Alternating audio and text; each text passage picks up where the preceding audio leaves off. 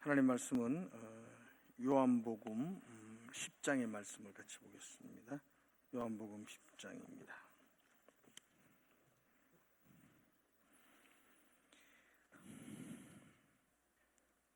11절에서 15절까지 말씀 보겠습니다. 요한복음 10장 11절에서 15절까지의 말씀입니다. 제가 먼저 11절을 읽겠습니다. 나는 선한 목자라. 선한 목자는 양들을 위하여 목숨을 버리거니와. 삭군의 목자가 아니요 양도 제 양이 아니라 이리가 오는 것을 보면 양을 버리고 달아나나니 이리가 양을 물어가고 또 해치느니라. 달아나는 것은 그가 삭군인 까닭에 양을 돌보지 아니함이니. 나는 선한 목자라. 나는 내 양을 알고 양도 나를 아는 것이. 같이 읽읍시다. 아버지께서 나를 아시고 내가 아버지를 아는 것 같으니 나는 양을 위하여 목숨을 버리노라. 아멘. 아멘.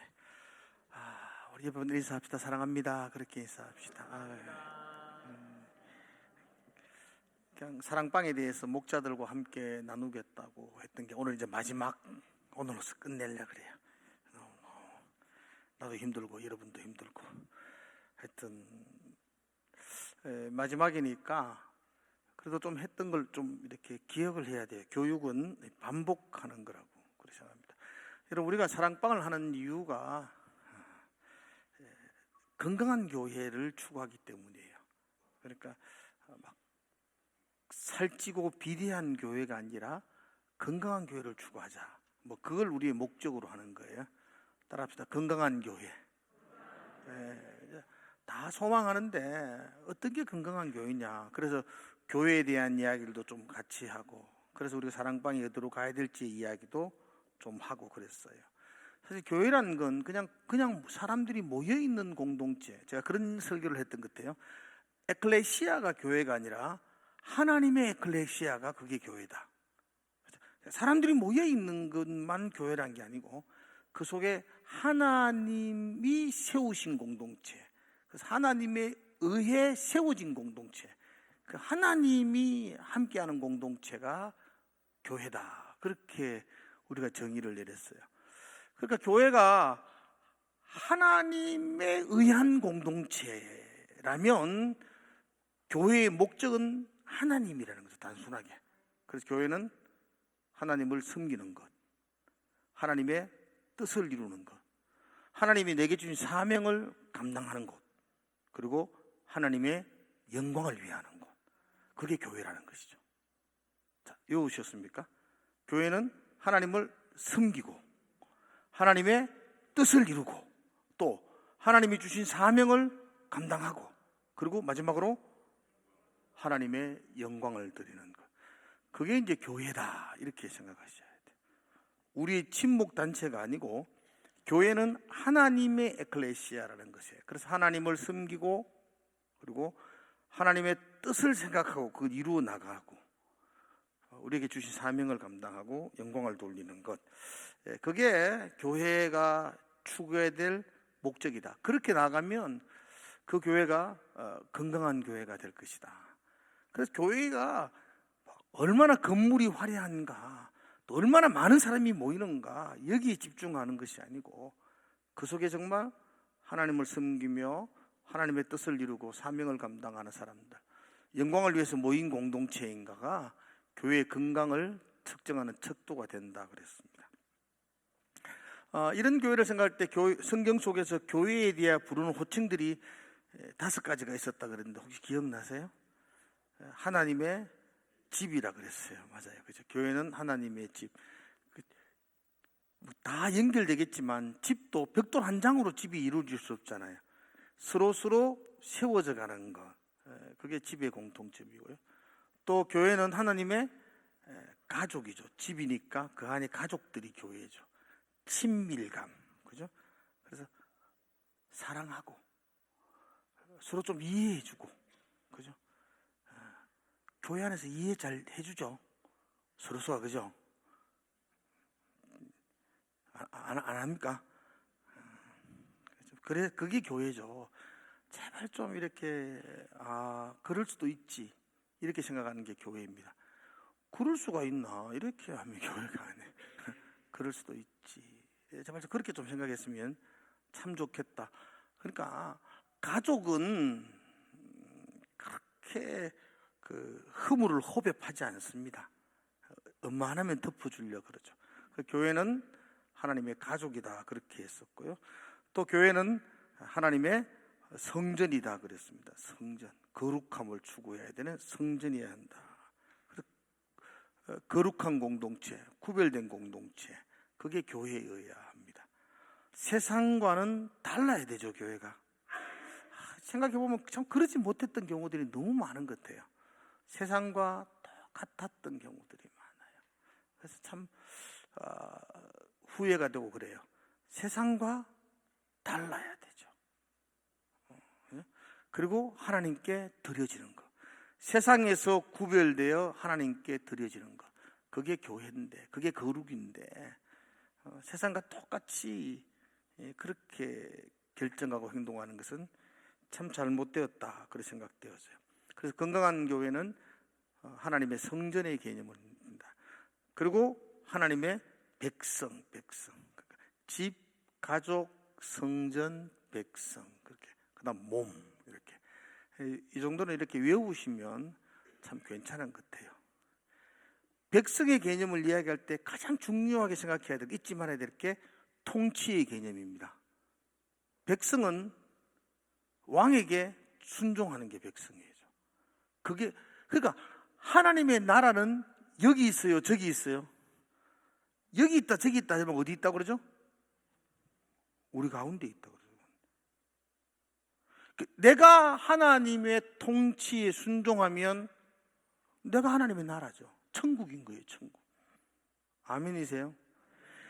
내가 내 뜻대로 빠리빠리 하면은 그게 성공하는 것 같은데도 지옥을 하루를 살아가는 거고, 내가 오늘 이 하루를 하나님의 통치하심에 순종하는 하루를 살아가면 그 하루가 천국이죠, 천국. 물론 죽어서 천국 갈 거예요. 그러나 살아있는 동안에는 우리가 죽어서 가는 천국을 생각하지 말자고요. 그냥 그건 자동 갈 거예요. 여기 있는 동안 우리의 오늘 하루가 내가 속해 있는 내 가정과 교회와 직장이 천국이어야 돼요. 이 땅에서 지옥을 살다가 죽어가 천국 가는 게 그게 신앙이 아니고, 여기서 천국을 살은 사람이 천국 가는 거예요. 여기서 천국을 어떻게 사는 거냐고요? 산다고요? 하나님의 통치에 순종하는 거. 오늘 순종하십시오. 그러면 그게 천국인 줄로 믿습니다. 그리고 교회는 그리스도의 몸이라 그랬습니다. 몸, 유기적인 공동체, 몸. 뭐 더 이상 설명할 것도 없을 것 같아요. 그러니까 하나님에 의해 세워진 이 교회는 성경 속에 그렇게 불려주고 있었다. 그러니까 그걸 생각하면 교회가 어디로 가야 될지를 우리가 생각한다는 거죠. 우리는 이걸 염두에 두고 우리가 추구하는 공동체를 두 개로 이렇게 구별했었어요. 우리가 그동안 하나는 코이노니아 공동체라고 그랬어요. 코이노니아 공동체는, 코이노니아가 무슨 뜻이라고 그랬어요? 이건 아셔야 돼요. 다시 코이노니아 해보세요. 코이노니아 무슨 뜻이죠? 함께 한다는 거죠. 함께. 코이노니아는 함께 한다는 겁니다. 그래서 교회는 혼자 뭐 잘하는 게 교회가 아니고요. 어떤 분들이 만나면 하시는 말씀이, 나는 내 혼자 경건 기도 생활, 신앙 생활하고 요즘 혼자 TV가 잘 나와가지고 TV 보고 예배 드리고. 교회 아닙니다. 그걸 교회라고 착각하시면 안 돼요. 그건 교회 아니에요. 교회는 함께 하는 거예요. 함께. 하나님은 함께 모이는 공동체를 추구하셔서, 함께 모이면 상처를 받을까 안 받을까? 받아야 돼요. 그게 여러분 상처를 받았다 그러지만 그게 상처받은 게 아니고 여러분들 하나님이 그 수술 칼을 들고 치료하셨다 그렇게 보셔야 돼요. 여러분 치료 안 하고 여러분들이 온전해질 수 있나요? 우리는 다 불완전해요. 그래서 하나님은 주변 사람을 통해서 여러분들을 치료하고 계세요. 내가 보기에는 막 못된 사람 같은데 그 사람이 지금 나를 치료한다니까. 가장 많이 치료하는 사람이 시어머니가 치료하잖아요. 계속 시어머니, 시누이가 얼마나 치료를 잘하는지 몰라. 환장할 정도로 치료를 잘해요. 그래서 어느 날 보면 내가 성숙해져 있어요. 그리스도인으로서. 이해가시겠죠? 그러니까 코이노니아 함께 하는 게 그게 교회고, 디아코니아 공동체. 디아코니아는 섬긴다는 거, 섬기는 공동체. 그래서 교회는 군림하고 지배하는 공동체가 아니고 섬기는 공동체. 한국교회가 제일 안 되는 게 그 섬긴다는 게 잘 안 돼요. 군림하고 지배하는. 우리는 어릴 때부터, 여러분은 알게 모르게 어릴 때부터, 여러분들은 태어날 때부터 우리나라의 근본적인 뼈대가 유교 사상이었어요. 그죠? 유교 사상은 철저한 계급입니다. 계급. 아닌가요? 아버지가 어흠하면 막 다 절절 기어야 된다는 거죠. 유럽은 안 그렇잖아. 아버지 어흠하면 아들이 이렇게 하고 달라요. 이게 억수로 어색한 것 같은데, 이건 거기는 기독교 문화 속에서 계급이 아니라 섬김이 되어져 있는 거고, 우리는 유교 문화 속에서 철저한 질서와 계급으로, 우리가 나쁘다는 건 아니지만 그게 교회에 그대로 들어와가지고 우리는 교회 안에서 계속 몇 년 다녔냐, 너는 몇 대째 예수 믿나, 너는 직분이 뭐냐, 끊임없는 계급을 나누고 있는 거죠. 그건 굉장히 위험한 거니까. 우리 스스로가 지금, 제가 이렇게 말하는 것은 우리 위의 권위자들에 대해서 무시하라는 말이 아니라 존경하시면서 우리 권위자된 우리가 스스로 겸손히 낮아져야 되는 걸 끊임없이 노력해야 돼요. 자칫 노력하지 않으면 우리는 그 겸손한 리더가 아니고 굴림만한 리더가 되어버리죠. 그래서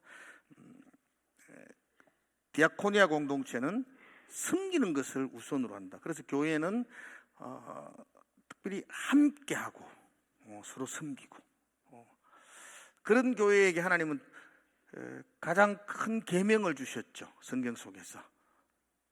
이건 다 하셔야 돼요. 하나님 우리에게 준 큰 계명, 사랑하라는 거예요. 서로 사랑하라. 하나님을 사랑하고 이웃을 사랑하고, 네 이웃을 네 몸처럼 사랑하고. 그거 안 돼요. 그래도 하라는 거예요. 네 이웃을. 이게 우리의 근본적인 정신이에요. 서로 사랑하고 이웃을 몸처럼 사랑하고. 그리고 지상 명령을 주셨죠. 가서 제자 삼으라는 거죠. 아버지와 아들과 성령의 이름으로 세례를 주고, 세례를 준다는 게 복음 전파죠. 아버지와 아들과 성령의 이름으로 복음을 전파하고, 그 세례받은 사람을 가르쳐 지키게 하라. 양육하고. 그래서 복음 전파와 양육 이렇게 해봤죠. 그래서 하나님이 주신 큰 명령이 서로 사랑하라는 것과 제자 삼으라는 것, 그렇게 했었습니다. 좀 정리가 되세요? 지난주에는 제가 실질적으로, 이제 지난주와 이번 주는 실질적인가. 지난주는 그럼 사랑방을 어떻게 운영해야 되는가. 사랑방 운영할 때 목자들이 필히 기억해야 될 것 4가지를 꼭 하셔야 됩니다. 사랑방의 4가지 순서입니다. 4가지 순서를 할 수만 있으면 같은 시간에 배를 놓고 하셔야 됩니다. 첫 번째, 예배하셔야 됩니다. 예배. 찬양하는 게 예배입니다. 찬양이 예배예요. 찬양하면서 마음을 열고 예배하는 것. 두 번째로는요, 감사의 날, 아이스 브레이크, 친교, 교제라 그러죠. 그래서 우리는 감사를 나누는 게 좋아요. 우리 그리스도인의 가장 중요한 특징이 감사를 나누는 것이죠. 목자들이 감사할 것들을 다 준비하셔야 되고, 그리고 서로 감사를 나누는 거예요. 세 번째 순서가 양육하는 거예요. 그 말씀을 서로 나누어 양육하는 거예요. 네 번째 순서가 선교. 목자들 기억하셔야 돼요. 네 번째 순서가 뭐라고요? 선교에는 꼭 필요한 게 뭐라고요? 선교할 때 꼭 해야 될 거, 빈자리 만들어 놓는 거예요. 상징적으로 늘 빈자리 만들어 놔야 돼요. 그죠? 그 빈자리 늘 만들고, 내가 선교할 대상자들을 꼭 적어서 같이 기도해야 돼요. 그죠? 안주 안 했으면 하세요.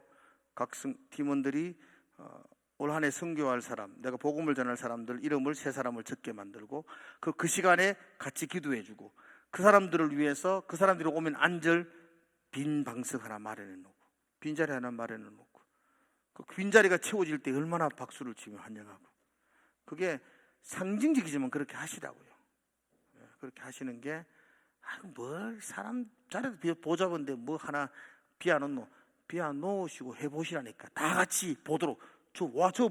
이거 앉지 마. 얘는 새로운 사람 오실 자리야. 그 사람을 위해서 기도하는 거죠. 그렇게 해서. 그래서 선교 시간을 마련해야 합니다. 오늘은 우리 리더들이 자기를 개발해야 되는 거, 자기를 발전하는 거. 그 리더는, 목자는 늘 성장해야 되거든요. 그러니까 악기를 연주하는 사람이 그런 말을 하더라고요. 누가인지는 모르겠는데, 하루를 연습하지 않으면 악기가 안 돼요. 내가 연습 안 했는 걸.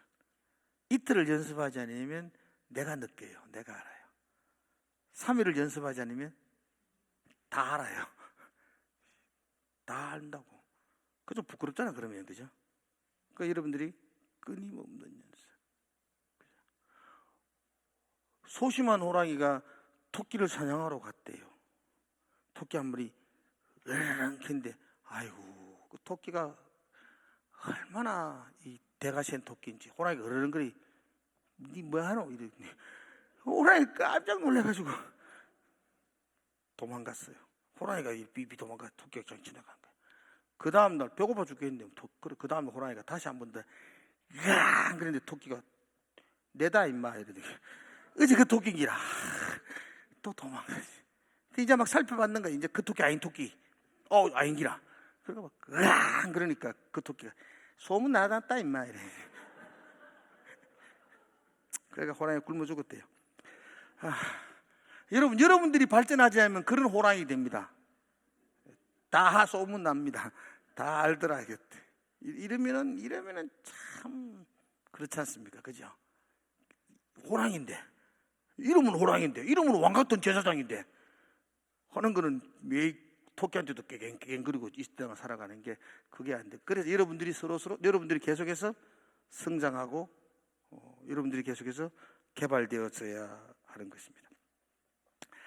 먼저 자기 개발 앞서 가지고 제가 사랑방 운행 원칙에 대한 이야기를 좀 해야 되겠다, 그런 마음이 들었어요. 오늘 마지막으로 사랑방을 운행하는 목자들만 사랑방을 이렇게 운행한다는 원칙이 있는 게, 원칙을 정해가 알아야 될 게 아니고 사랑방 식구들도 다 알아야 돼요. 그래야 목자한테 뭐 고지 시각이 왜 방석 나눠오면 계속 방석 나눠오면 말 예치 하라 이렇게 하면 뭐 목자하고 맨날 싸워야 되잖아. 목사님이 나나라 겠다 막 그래서 우리는 치우자 융통성 있게 살아야지 이러면 안 되잖아요. 사랑방을 운행하는데 원칙을 여러분들이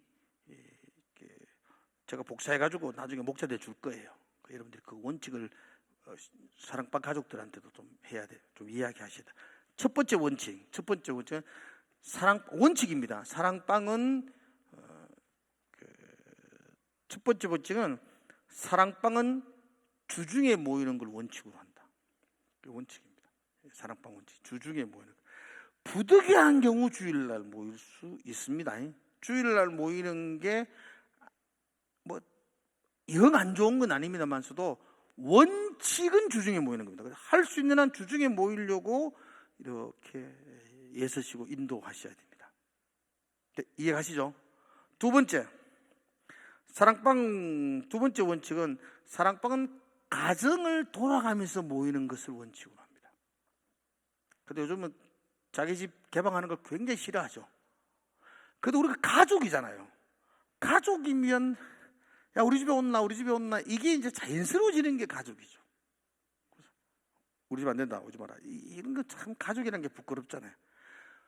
물론 그렇게 익숙해질 때까지 목자가 자기 집을 개방하고 다른 삶지역에서 모이는 것도 괜찮습니다. 그러나 원칙은 가정에서, 작은 교회는 가정에서, 그리고 식구들 가정을 돌아가면서 정 안 되면 1년에 한 번이라도 가정을 방문하여 예배를 드리는 것도 하시는 게 좋습니다. 뭐 집이 어딘지도 모르고요. 일단은 가정의 형편과 상황을 알아야만 진실한 기도를 해줄 수 있지 않나요? 이걸 이제 덮어놓고 있으면, 가리워놓고 있으면 더 이상 마음을 열 수가 없거든요. 그래서 사랑방은 각 가정을 순회하여 모이는 것을 원칙으로 합니다. 이해가셨죠? 예. 세 번째, 사랑방은 매주 한 번씩 모임을 가지는 걸 원칙으로 합니다. 매주 한 번입니다. 벌써부터 뭐 격주로 모이는 팀들이 생겨나더라고. 한 달에 한 번씩 모이자고. 본인이 다 해요. 알아서 다 해요. 여러분, 이건 매주 한 번을 원칙으로 하셔야 됩니다. 처음부터 이래 좀 다른 데로 흘러갈 수도 있습니다. 빨리 원칙으로 돌아오려고 애써야 됩니다. 빨리 원칙으로. 처음에는 조금 빗나갔는데 가다 보면 다른 방향 갑니다. 부산 가 있습니다. 사랑방이 아니고 다른 방입니다. 사랑방이 아니고 침묵방으로 바뀌든지 수가 나버립니다. 이게 아무 의미 없었습니다. 그러니까 한두 번 빗나갈 수 있습니다. 그때는 다시 돌아오려고 목자들이 계속해서 노력하십니다. 그래서 사랑방의 원칙은 매주 한 번씩 빠짐없이 해야 됩니다. 그래서 원칙은 방학도 없고 휴가도 없습니다. 방학도 되는 사람끼리 모이면 됩니다. 휴가도. 여러분, 한 번 시동 껐다가 시동 걸락하면 더 힘듭니다. 방학도 없고 휴가도 없이 매주, 숫자가 적어도 매주 그렇게 모이는 것을 원칙으로 합니다. 네 번째, 사랑방은 해마다 재편하지 않습니다. 다시 쑥 갈라가 다시 짜고 하지 않습니다. 사랑방은 언제나 같은 사람끼리 갑니다. 그죠? 고인물이 돼가지고 섞지 않을까? 그럴 수도 있습니다. 사랑방은 해마다 막 바꾸고 가루 안 합니다. 지금 그대로 가게 됩니다. 그 다음 원칙이 그 사랑방이 1년 동안 한 명도 증가하지 않으면 사랑방은 해산하면 됩니다. 없어지면 됩니다. 그분들이 다 다른 쪽으로 가면 됩니다. 그러면 한 사랑방 없어져 가지고 10사랑방 살립니다. 다 딴 데 다 가니까. 그 사랑방 한 명씩 다 들어온 거 되잖아. 이해가세요? 예. 그렇게 이 선교, 복음을 전하는 것이 이루어지지 않으면 사랑방이 1년 지나도 그대로 10명, 그 다음에도 그대로 10명, 그러면 그 10명을 다 요쪽으로 다 흩어서 이렇게 나누어야 합니다. 그걸 원칙으로 합니다. 그러니까 기억하셔야 돼요. 단 1년 동안 한 명도 정원되지 않는데 목자나 사랑방 가족들이 간곡하게 한 해만 더 참아주십시오. 그러면 한 해만 더 참을 수는 있습니다. 성경적이잖아요. 그게 한 해만 더 이건 참았습니다. 2해가 지났는데도 불구하고 인원수 변동이 전혀 없고 자기들끼리 똘똘 뭉쳐 있으면 다 찢습니다. 찢어가는 걸 원칙으로 합니다. 이해가시죠? 우리 사랑방 잘 되는데요. 막 계속하면 또 사랑 잘 되는 게 아닙니다. 그게 새로운 새가족들이 와야 잘 되는 거지. 우리끼리 재미있게 노는 거는 그냥 에클레시아입니다. 하나님의 에클레시아가 아니고 우리는 하나님을 염두에 두고 하니까. 그렇다면 사랑방은 그렇게 재편하는 것으로 그렇게 하는 것이 원칙으로 하고 있습니다. 또 6번째 원칙은 목자는 반드시 부목자를 세워야 합니다. 목자의 사명은 식구들 돌보는 것도 사명이지만 부목자 세우는 게 사명입니다. 그래서 빨리 갈라내줘야 됩니다. 빨리 분갈하도록. 그래서 부목자를 잘 하는 게 그게 목자의 사명입니다. 그래서 부목자 안 세운 사랑방은 빨리 부목자 세워야 합니다. 세우시고 부목자를 세울 때는 교육자와 상의해서 부목자를 필히 세우고 언제라도 이렇게 나누어 줄 수 있도록 그렇게 합니다. 그리고 7번째 원칙은 목자는 매주 전화나 신방을 통해서 사랑방 가족들을 살펴야 합니다. 당연한 거잖아. 뭐 않게도 이런 말. 매주 사랑방 식구들을 살펴보셔야만 합니다. 마지막으로 원칙은 목자는 목자 모임의 사명을 가지고 참여하셔야 됩니다. 그래야 함께 목자들끼리 공동체, 커뮤니티를 이룰 수가 있습니다. 8가지 원칙입니다. 한번 더 봉습해 봅시다. 첫 번째, 주중에 모일 것. 두 번째, 하여튼 순서 잘 모르겠죠. 가정을 순회하며 모일 것. 세 번째, 매주 한 번 빠짐없이 모일 것. 네 번째, 재편하지 않습니다. 다섯 번째, 한 명도 안 늘면 폭파합니다. 여섯 번째, 부목자 꼭 세워야 됩니다. 일곱 번째, 목자는 전화나 신방하며 살펴야 합니다. 여덟 번째, 목자 모임에 꼭 참여하십시오. 불만 없죠? 잘하고 계신 줄로 믿습니다. 그리고 목자가 스스로 이제 목자의 자기 개발에 대한 이야기를 조금 할 건데요. 여러분이 스스로 성장하고 발전해야 되죠. 제가 오래전에 읽었던 책 중에 하워드 핸드릭슨이 그 교사의 7가지 법칙이라는 책이 있는데, 그 서문에 제일 먼저 눈에 확 들어오는 게 오늘 성장하기를 멈춘다면 내일 가르치는 걸 중단해야 할 것이다. 너무 충격적인 이야기죠. 오늘 그냥 어영부영 사는 게 아니고, 오늘 여러분들이 목자나 뭐 리더, 여러분들이 여기 직분자도 마찬가지고, 내가 오늘 성장하지 못하고 있다 싶으면 내일 가르치는 걸 멈춰야 되죠. 목자도 마찬가지고. 끊임없이 우리는 우리 개발을 해야 됩니다. 그래서 목자의 자기 개발은 참 중요합니다. 세 가지 말씀을 드립니다. 뭘 개발해야 되나? 첫 번째, 목자는 첫 번째 해야 될 게 날마다 자신의 믿음을 점검하십시오. 우리 사랑방은, 우리 교회는 영적인 그룹이기 때문에 내 믿음을 날마다 점검해 봐야 됩니다. 자, 여러분, 믿음이 변함없는 걸까요? 믿음이 유동하는 걸까요? 다시, 믿음은 항상 변함이 없는 걸까요? 아니면 믿음은 널뛰는 것처럼 왔다 갔다 거리는 걸까요? 왔다 갔다 거리는 거 알죠, 여러분도? 그래서 여러분들의 믿음을 항상 점검하셔야 됩니다. 내 믿음이 떨어지면 다시 또 올려야 됩니다. 그래서 내 믿음이 항상 하나님을 향할 수 있도록 점검하는 것을 게을리해야 합니다. 내가 막 어제 얼마나 믿음이 좋았는데, 작년에 내가 옛날에 막 부흥회 때 막 은혜 얼마나 받. 성령의 역사는 유효기간이 24시간입니다. 길다고 생각하지 마세요. 그거 그렇게 생각합니다. 그렇게 여러분들이 오늘 하나님과 나와의 믿음을 날마다 점검하셔야 돼요. 믿음이 뭐냐 할 때, 믿음은 저는 주인을 바꾸는 거라고 생각했어요. 그리고 내가 예전에는 한번 설교할 때 줄 바꾸는 거라고 제가 설교를 했습니다. 내가 그동안 의지하고 소망했던 거, 바라봤던 것들을 내려놓고 하나님을 바라보는 것이 믿음이죠. 그게 믿음입니다. 내가 주인 삼았던 것들을 내려놓고 주인을 바꾸는 겁니다. 하나님께로. 그죠? 그게 믿음입니다. 나는 믿음으로 주인을 바꿔하고 믿음으로 바라봤는데, 어느 순간 살다 보니까 내가 다시 내가 내려놓았던 것들을 붙들고 살 때가 있습니다. 그리고 깜짝 놀라고 다시 주인 바꾸는 거. 그게 믿음입니다. 줄 바꾸는 거라 그러잖아요. 줄 바꾸기. 내가 지금 붙들고 있는 줄이 있어요. 너무나 좋은 줄이었어요. 이 줄을 통해서 얼마나 달콤한 꿀들이 떨어지는지 몰라요. 그런데 언제부턴가 끊어질 것 같아. 점점 이거 붙들고 끊어지겠다. 나도 알아요. 이거 계속 붙들고 있으면 언젠간 끊어지는데.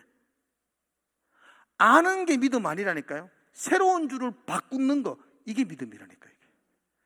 끊어질 줄 알지만 계속해서 붙들고 있으면 믿음 없음이죠.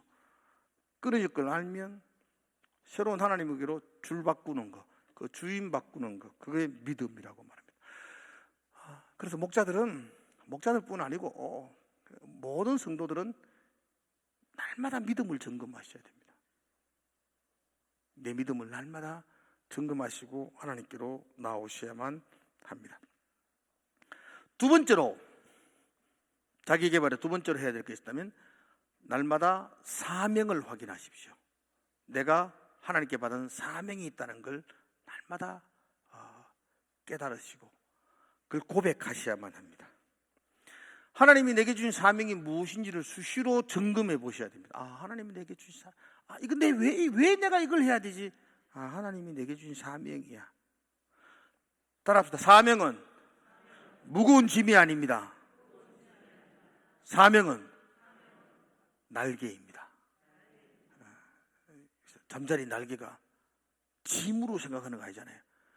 잠자리가 이 무거운 날개 짐이다. 그 잘라버리는 순간 그는 비참하게 기어다녀야 됩니다. 우리에게 주신 하나님의 사명은 짐이 아니라 날개입니다.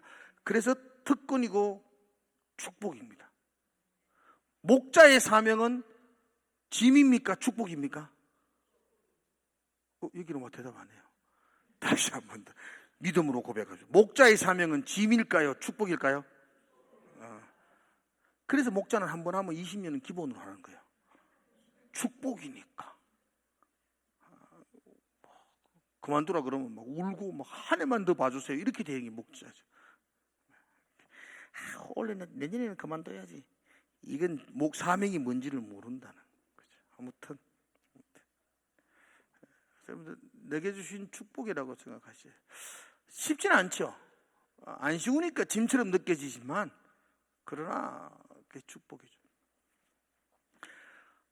저는 중학교, 고등학교 어린이 시절을 여러분도 그런데 다 대부분 시골 교회에서 컸습니다.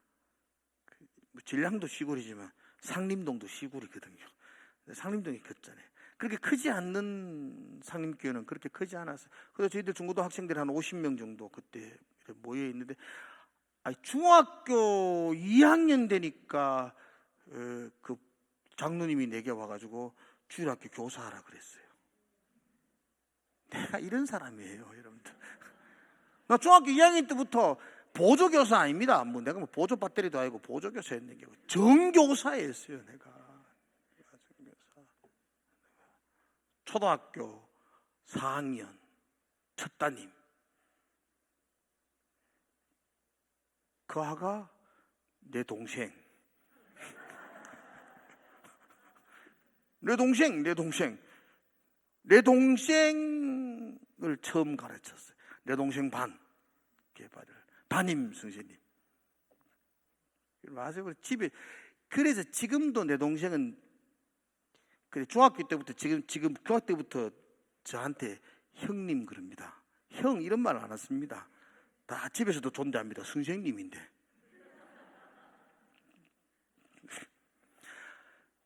중학교 2학년짜리가 뭐 알겠어요. 아무것도 모르죠. 그런데 선생이 돼가지고 공과책 이마에 두꺼운 계단공과 이마에 두꺼운 걸 주더라고. 봐야지 가르칠 거 아닙니까? 그래 보고 가르친 게 내가 가르친 것보다 배운 게 더 많습니다. 이해하세요? 내게 주신 사명을 감당하는 게 그 아들은 힘들었겠지. 제게는 엄청 유익한 시간들이었어요. 제게는 하나님을 더 알아가고 또 하나님과 교제해가는 시간들. 그 사명이 여러분들을 살리려고 하나님이 목자의 사명을 주신 거예요. 지금 목자도 안 하면 저거 빌빌거리고 아무것도 못할 것 같으니까 그거라도 시켜가지고 그 믿음 유지하게 만들고 하나님 바라보게 만들고 그렇게 하는 거예요. 믿음 좋은 사람들은 목자 안 하잖아. 뒤에 가만히 앉았잖아. 봐요. 저분들은 사명 없어도 신앙생활 잘할 사람들이고 여러분들은 그 사명 아니고서는 도저히 견딜 수 없는 살아갈 수 없는 사람이니까 하나님이 사명 주시고 아멘이시죠, 그죠?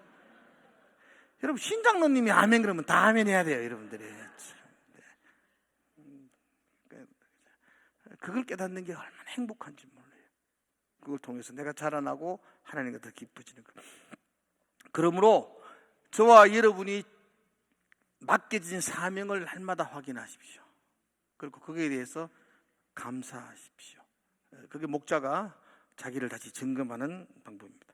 세 번째, 목자의 자기 개발을 세 번째 중요한 거 있다면 예수님 본받아야지 라는 마음을 가지십시오. 예수님 본받아야지. 누구 본받아요? 그렇죠. 예수님 오늘 요한복음 10장 그래서 제가 본문을 택했거든요. 예수님 요한복음 10장 10절에서 이렇게 말하거든요. 요한복음 10절에 보면 11절이죠. 11절에 말합니다. 11절에 나는 선한 목자라. 선한 목자는 양들을 위하여 목숨을 버리거니와.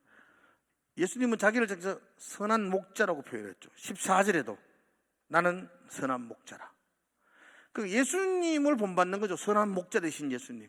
그래서 나도 선한 목자가 되어야지. 예수님을 본받아가는 게 내 개발하는 거죠. 예수님을 본받아가는 게. 구체적으로 예수님 어떤 모습이었던가? 오늘 요한복음에서 구체적으로 예수님의 모습을 잠깐 봐요. 예수님의 첫 번째 모습은, 예수님의 그 사역의 목적은 양들을 생명을 얻고 더 풍성하도록 하는 것이었어요. 10절의 말씀 같이 한번 봅시다. 10절. 자, 10절 같이 읽읍시다. 시작. 도둑이 오는 것은 도둑질하고 죽이고 멸망시키려는 것뿐이요 내가 온 것은 양으로 생명을 얻게 하고 더 풍성히 얻게 하려는 것이라. 나 선한 목자인데, 내가 양들에게 찾아가는 이유, 나 선한 목자인데 내가 양들을 돌보는 목적이 뭐냐? 그 양들에게 생명을 주고, 그 다음에 뭐죠? 더 풍성하게 하게 하는 거예요. 그냥 목자들이 사명이 뭐냐? 목적이 뭐냐? 사랑방하는 목적이 뭐냐? 그 가족들, 그 목장 식구들에게 생명을 주고, 예수의 생명을 주고, 그 예수의 생명을 주는 것뿐 아니고 더 풍성한, 신앙생활에 풍성한 기쁨을 주도록 하는 거예요. 여러분, 생명을 얻고 그 더 풍성함을 얻을 때에 누리는 기쁨과 감격은 말로 설명할 수 없죠. 그래서 기독교의 가장 본질적인 것은 기쁨입니다. 기쁨, 희락, 기쁨. 우리는 기쁘지 않을 수가 없잖아요. 생명을 얻고 더 풍성히 얻는 사람이니까. 그래서 사랑방은 기쁨의 공동체가 되는 거예요. 예수님의 사역의 목적은 생명을 얻고 풍성하게 얻도록 하는 것. 그러므로 우리도 선한 목자로서 배우는 것, 목자로서 우리도 우리의 가족들에게 생명을 주고 더 풍성히, 그들이 더 풍성하게 누릴 수 있도록. 예수 그 안에 얼마나 풍성함이 있어요. 세상에 그 무엇과도 청량할 수 없는 풍성함이 예수 그 이름 안에 있잖아요. 그걸 누릴 수 있도록 해주는 것. 그게 사역의 목적이죠. 그 목적을 이루기 위한 목자들의 사역의 자세, 예수님의 자세는 어땠냐니까 11절 한번 보세요. 11절 같이 읽어볼까요? 11절, 12절, 13절까지 읽겠습니다. 시작. 나는 선한 목자라. 선한 목자는 양들을 위하여 목숨을 버리고. 사꾼은 목자가 아니요 양도 제 양이 아니라 이리가 오는 것을 보면 양을 버리고 달아나니 이리가 양을 물고 또 해치느니. 달아나는 것은 그가 사꾼이니까. 양을 돌보지 아니함이나. 아멘. 선한 목자신 예수님 양들 어떻게 돌본다 그러죠? 그죠? 목숨을 아끼지 않는다 그러잖아요. 그래서 양들을 향하여 생명을 얻고 더 풍성하도록 얻기 위해서 그 선한 목자이신 예수님은 아주 헌신적으로 돌봅니다. 생명을 내려놓고 헌신적으로 돌보는 거죠. 목자가 그걸 배우는 거죠. 예수님에게서 우리 식구들을 헌신적 돌봄. 그래서 목자인데 다른 사람들이 보기에 그냥 그럭저럭 그런 목자가 아니라 정말로 예수님같이 헌신적으로 돌보는 목자. 이리가 오면 목숨을 걸고 싸우는 목자. 그런 목자가 많을까요? 적을까요? 많지 않았어요. 당시에도 양들을 돌보는 목자들이 있었잖아요. 그런 목자들이 많지 않았다고. 근데 그런 목자가 없을까요? 있을까요? 있었어요. 다른 사람의 양을 자기 양처럼 돌봤던 목자들이 있었다고. 다윗이 그랬다 그러잖아요. 다윗이 신실함으로 돌봤다 그러잖아요. 그죠? 그래서 하나님이 다윗을 볼 때에 내 마음에 합한 자라 그랬잖아요. 그죠? 내 양도 아닌데도 불구하고 이리가 오면 목숨을 걸고 양을 지켜주는 그런 목자가 있었다고요. 그러면서 나도 그런 목자다. 너도 그렇게 했으면 좋겠다. 헌신적인 돌봄, 그렇게 표현합니다. 예수님의 사역의 방법 14절과 15절만 읽어봅시다. 14절 15절 같이 읽어봅시다. 시작. 나는 선한 목자라. 나는 내 양을 알고 양도 나를 아는 것이 아버지께서 나를 아시고 내가 아버지를 아는 것 같으니 나는 양을 위하여 목숨을 버리노라. 예수님은 그 양들을 안다 그랬어요. 안다. 이게 이제 사랑의 관계를 가지는 거예요. 그 목자가 예수님에게서 배워야 될 게 있다면 그 선한 목자는 양들을 알고 양도 나를 알고 여러분들이 목장 식구들을 알아야 되죠. 그들도 여러분을 알고 이게 사랑의 친밀한 관계입니다. 예수님은 하나님이 나를 아신 것처럼 내가 하나님을 아는 것처럼 내가 양을 압니다. 양도 나를 압니다. 목자는 가족 식구들을 그렇게 돌보는 거죠. 그죠? 그럴 때에 진정한 사랑방이 되죠. 예전에 우리 구역했잖아요. 구역장 장로님들이 있었잖아요. 그 20년 전, 30년 전 일이겠죠 벌써. 그때 구역할 때에 제 중학교, 고등학교 때도 마찬가지예요. 그 끈끈한 정들이 구역에 있었다고요. 그죠? 그때 구역 모임 어디서 모였어요? 다 집에서 모였어요. 10분 모이고 끝냈어요. 각각 빵도 먹고 오랫동안 있었어요. 오래 있었어요. 이것저것 이야기 다 했어요.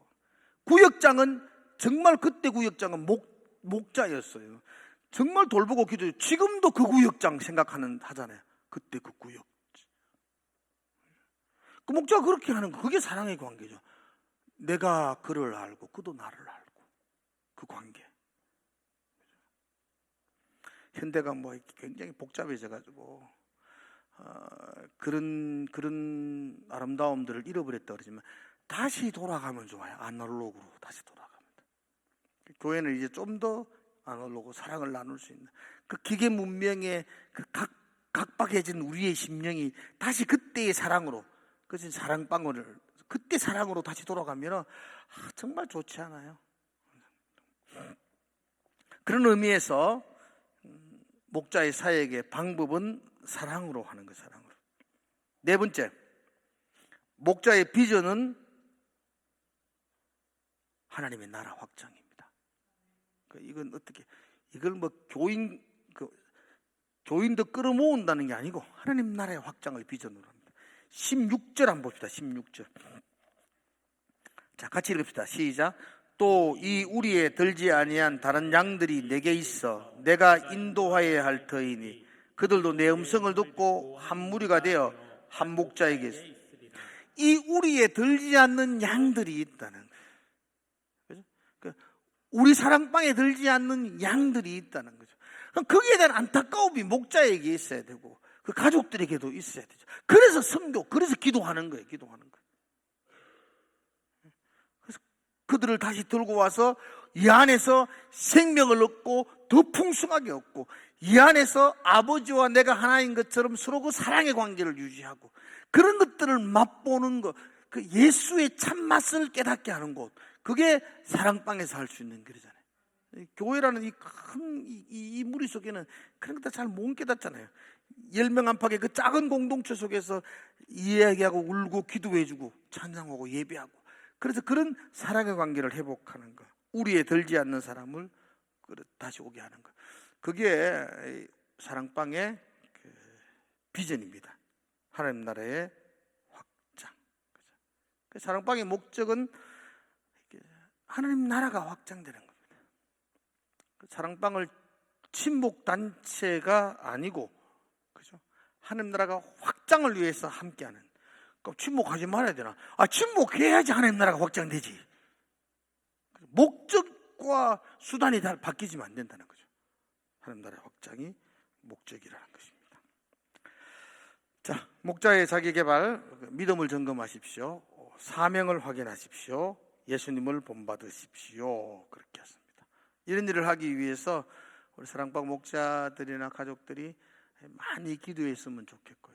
많이 기도하시고, 또 하나 더 자기의 경건 생활을 규칙화하십시오. 예배 생활하시고, 예배가 재밌어야 돼요. 재밌다가 이상하다. 예배가 행복하셔야 됩니다. 행복하세요? 참 가슴 아픈 게 요즘 예배가 지긋지긋하게 느끼는 사람들이 많은 것 같아요. 여러분한테 할 말은 아니지만 영남신학교 다니는 분도 있는데 신학교 체풀 시간에 도장 찍는 거 아세요? 우리 때는 상상을 못했어요.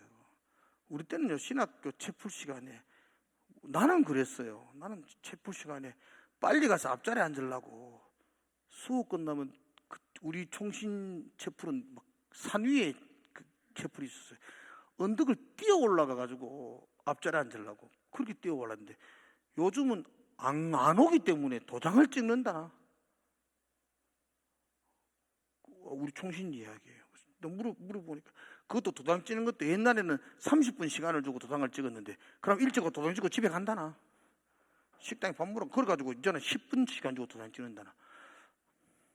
예배의 기쁨을 모르는 사람들이 교역자가 되면 그 교회가 어떻게 될까? 예배의 기쁨과 감격을 모르는 목자들이 이 사랑방을 하면 어떻게 될까? 예배가 주시는 그 풍성함들을 모르는 사람들이 리더가 되면 교회가 어떻게 될까? 그리고 교회를 오라고 광고를 해야 되는지 이상하지 않나 싶었어요. 뭔가 지금 잘못돼 가고 있는 것 같아요. 아무튼 여러분들 개인의 경건생활, 여러분들의 예배생활, 경건생활 여러분들이 식지 않도록 노력하셔야 됩니다.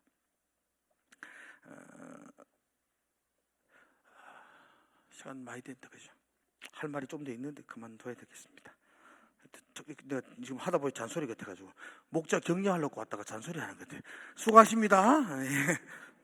특별히 목자는 가르치는 교사도 아니고요. 목자는 그 식구들을 관리하는 관리자도 아니고 목자는 사랑하는 사람이어야 합니다. 여러분들이 식구들을 참 많이 사랑해 주십시오. 다른 사람들은 이해하지 못하더라도 여러분들은 그들의 사정과 행편을 이해하시고 같이 울어주시고 같이 격려해 주시는 사람, 그게 목자입니다.